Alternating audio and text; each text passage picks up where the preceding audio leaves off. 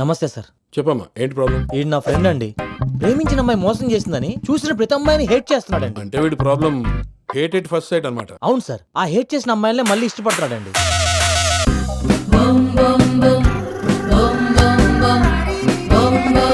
ఊరంతా కూడా అనుకుంటున్నారు నీకు ధనలక్ష్మికి జోడీ బాగుంటుందని. అనుష్క ప్రభాస్ జోడి కూడా బాగుంటుందని దేశమంతా అనుకుంటుంది. అది వాళ్ళకు ఉండాలి కదా.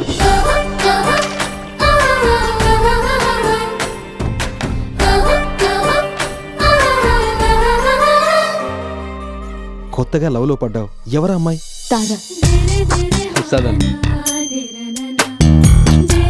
దానికి బాగా హెల్పింగ్ పిచ్చి. దానికోసం ఎంత రిస్క్ అయినా చేస్తుంది. నేను అంతే, దాని గురించి ఎంత రిస్క్ అయినా చేస్తాను. పప్పు బొమ్మ గీస్తే బ్రహ్మే దాన్ని చూస్తే ముచ్చటేసి ప్రాణం పోస్తే చెయ్య జారి కిందకొచ్చిందా. దాన్ని లవ్ చేస్తే రేపు దాని హెల్పింగ్ పిచ్ కి నువ్వు కూడా బలైపోతావు. దాని పేరు చెప్తేనే నా బ్లడ్ బాయిల్ అయిపోతుంది. బ్లడ్ బాయిల్ అయితే తీసుకెళ్లి ఫ్రిడ్జ్ లో పెట్టుకో, దాంతో పెట్టుకోకు. All the best. హాలే సార్, బెస్ట్ పట్టిపోయింది. ఇదిగో పెద్దయ్యా, నువ్వైనా చెప్పేది పెళ్ళాంతో చేసేది సంసారం అని, కట్టమర్లతో చేసేది వ్యాపారం అని. అందరూ ఎరేస్తే పిన్ని పకోడేసిందనమాట. కరెక్ట్ గా చెప్పావురా.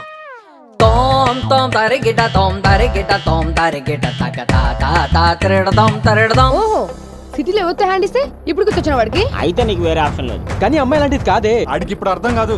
అది ఎవరితో అన్ని చేసి దొరుకుతుంది చూడు, అప్పుడు తెలుస్తుంది సిటీ అమ్మాయిలు అంటే ఏంటో. ఫోన్ చేసి రావడానికి ఏమైనా పబ్లిక్ హాలిడేస్కి వచ్చానా? ప్రేమలో ఓడిపోయి వచ్చానమ్మా. ప్రతి సమస్యకి ఒక పరిష్కారం ఉంటుంది. పరువు పోయక పరిష్కారం ఎందుకమ్మా?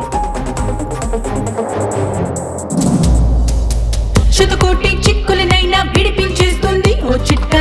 కథ కంచికి చేరే లోపే మలుపులు తిప్పేస్తూ ఎంచక్క. తన తిక్క మనుషులకు కొద ఉండని లోకన్నా ముసుగేసి ఇక సిక్కాలాడేత మావునా. భూగోళం మొత్తం నడులే తారా తారా తారా. భారీ